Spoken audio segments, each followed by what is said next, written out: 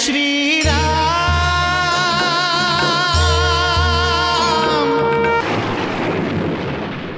हमनी के अपन आक्रमण राम पे ही केंद्रित करे के चाहिए।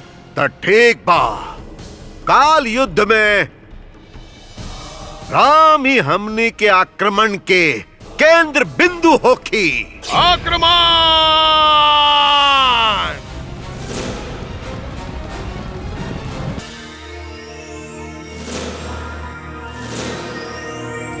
लंकेश के सेना लंकेश के प्रतिष्ठा के हत्या कैले बा।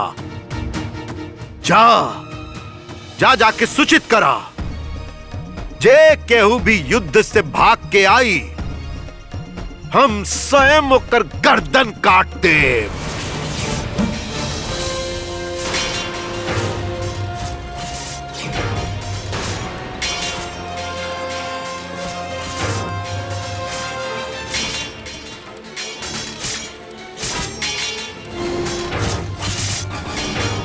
मित्र, हनुमान और अंगद मंदराचल पर्वत के तरह लग रहल बाड़े।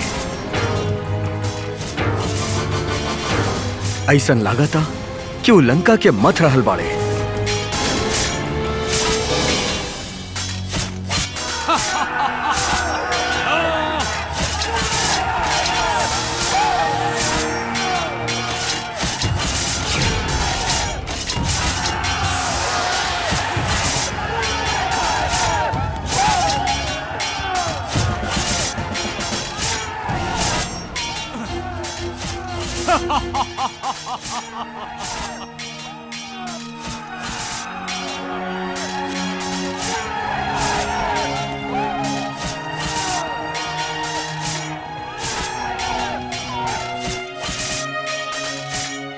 भागा भागा कायर लोग, भागा!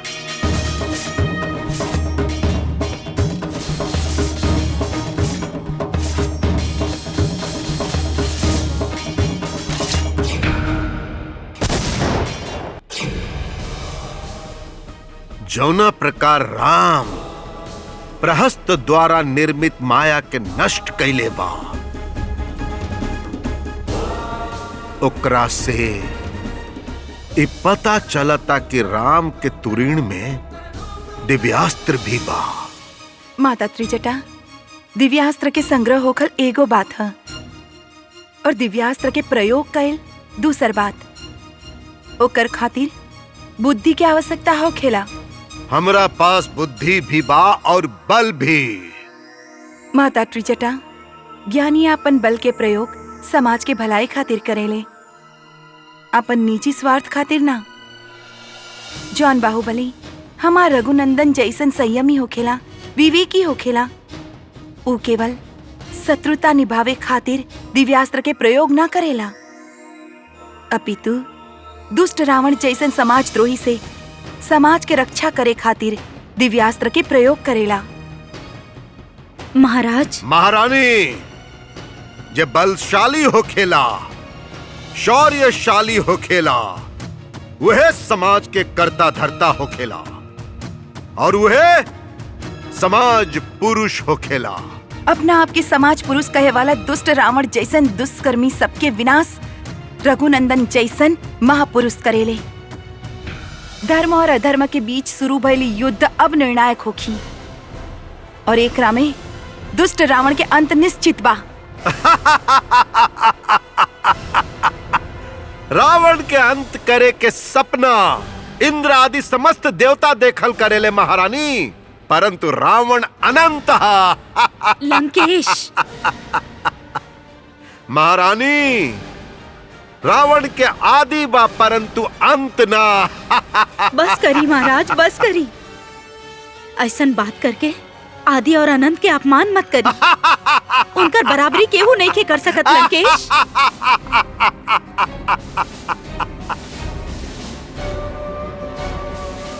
भाभी श्री, भ्राता श्री के पत्नी हो के भी रउआ ऐसन बात कर रहल बानी। हम पत्नी हैं, ऐसे उनकर भलाई के बारे में बोल रहल बानी। हमार पति के भलाई कामे बा, ये हम भली भांति जानीला। बहन ना है हम उनकर। का मतलब? का हम अपन भ्राता श्री के भला ना चाहेली? यदि भला चाहतू तब विनाश के अपन साथे लेके लंका के द्वार तक ना आई तू। भाभी श्री, अपन अहंकार खातिर, अपन झूठा अहंकार खातिर तू अपन भ्राता के कभी विनाश के मार्ग ना दिखाई तू। ई युद्ध तहार देन है शूर्पणखा। ए युद्ध में जौन संघार होखी, एकर जौन परिणाम होखी, एकर उत्तरदायी तू बाड़ू शूर्पणखा, सिर्फ तू।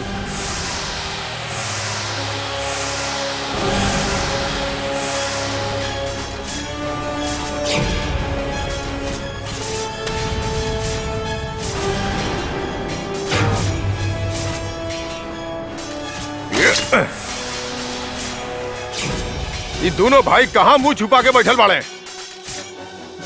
जे अपना आपके त्रिलोकी कहेले, अपना आपके बलशाली कहे वाला हनुमान,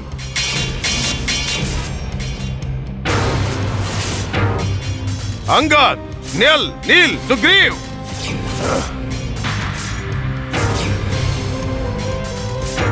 अपन बड़ भाई के साथ द्रोह करे वाला कुलद्रोही, लंका द्रोही, घर के भेदी विभीषण कहां बा? मित्र, उ वीर के हा। वानर साहब, जाके बोला राम और लक्ष्मण के कि रावण पुत्र मेघनाथ इंद्रजीत उनका के ललकार रहल बा। इंद्रजीत? हाँ सौमित्र, इंद्र के जीते वाला महापराक्रमी, शौर्यशाली, बलशाली रावण पुत्र इंद्रजीत मेघनाथ इहे है। आज हम राम लक्ष्मण के साथे लंका द्रोही विभीषण के भी विनाश करके एह युद्ध के समाप्त कर दे।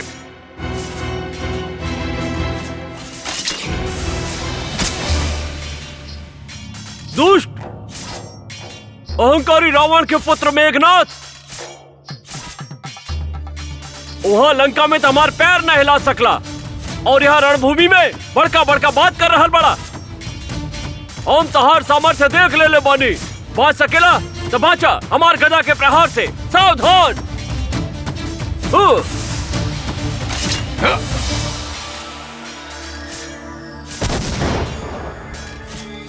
या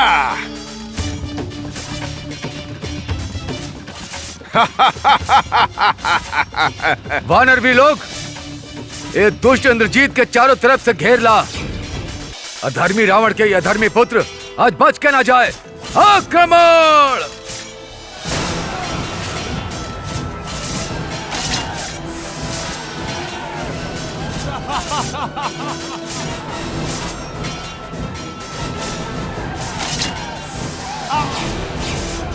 मित्र, इंद्रजीत धैर्यशाली बा, शौर्यशाली बा, उत्कृष्ट धनुर्धारी बा, अस्त्र विद्या संपन्न बा। एकर जितना भी प्रशंसा कहिल जाए उ कम बा। यही से प्रभु इंद्रजीत रावण की तरह अजय है। फिर से कहा का कहला तू? महाराज, इंद्रजीत रणभूमि में हाहाकार मचा देले बाड़े। हाहाकार मचा देलस। सुननी रहुआ महारानी, अकेले इंद्रजीत पूरा वानर सेना के भयभीत कर देलस। अब इंद्रजीत के माया के प्रयोग करके राम लक्ष्मण के भ्रमित करे के चाहिए भ्राताश्री। जब इंद्रजीत मायावी बनेला त सबसे भयंकर हो खेला। लगता इंद्रजीत आज युद्ध समाप्त कर दी। मायावी इंद्रजीत, पिता पुत्र, ये दोनों कितना अहंकारी बाड़े। अहंकार के अधीन होखे के कारण इस सत्य के भुला बैठल बाड़े। इंद्रजीत के रघुनंदन पर माया के प्रयोग करे के अर्थ बा सांप के छोट सपोला के पकड़ के गरुड़ के भयभीत करे के प्रयास कइल। परंतु सीता, इंद्रजीत सत्य में मायावी के मायावी है। होखी, फिर भी राक्षस सबके ई भुलाई के ना चाहिए कि रघुनंदन स्वयं मायापति हवे। भगवान शिव से लेकर ब्रह्मदेव तक बड़े छोट सब जिनकर अत्यंत माया के वश में बाड़े, उनका के निशाचर इंद्रजीत अपन माया से कैसे प्रभावित कर सकेला?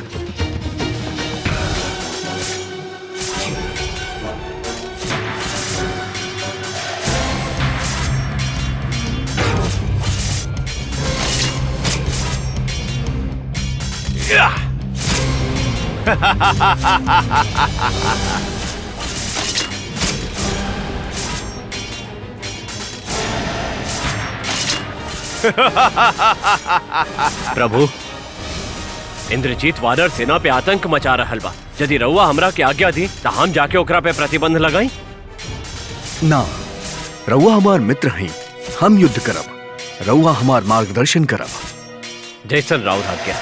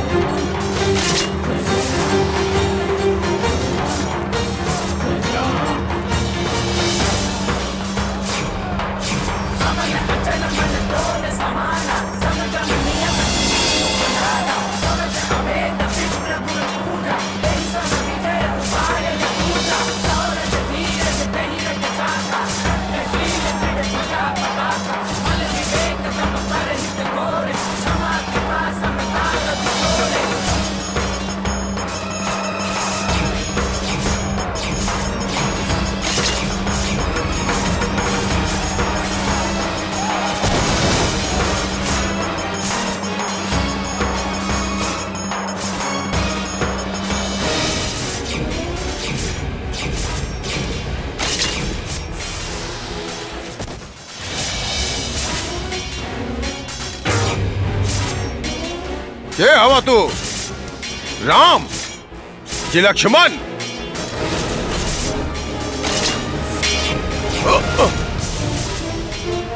हम दशरथी राम हैं।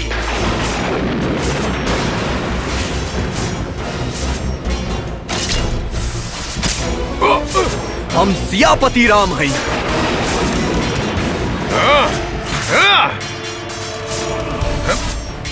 हाय ले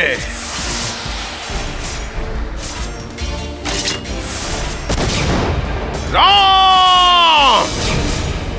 हम अनुज लक्ष्मण के भाई राम हैं।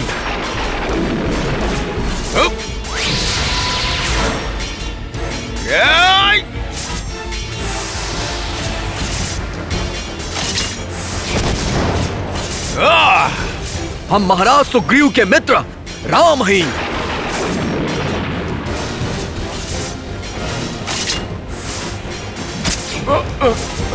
हम लंकापति महाराज विभीषण के स्नेही राम हैं। राम!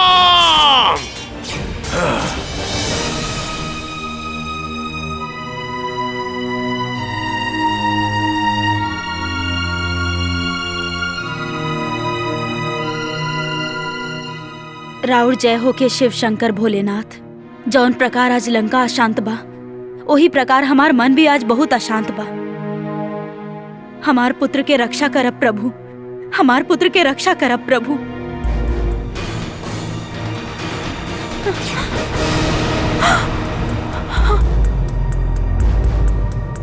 प्रभु स्वामी लंकेश, सुनिए स्वामी। महारानी, भाभी श्री, महारानी रुआ रोवत काहे बाने? सर्वनाश। सर्वनाश? सर्वनाश? हम भोलेनाथ के मंदिर गए रही अपन पुत्र सबके जीवन के रक्षा खातिर, किंतु मंदिर के सब दिया बुझ गए।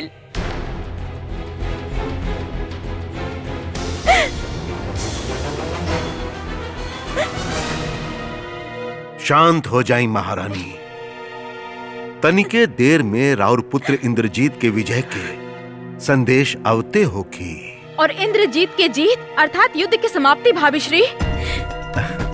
युद्ध के रोक दी स्वामी, तत्काल युद्ध के रोक दी। महारानी, युद्ध रुक जाई तो सर्वनाश रुक जाई महाराज, युद्ध के रोक दी। बस महारानी बस।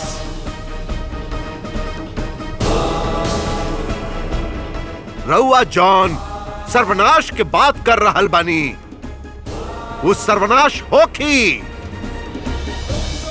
सर्वनाश होखी राम के, बानर सबके।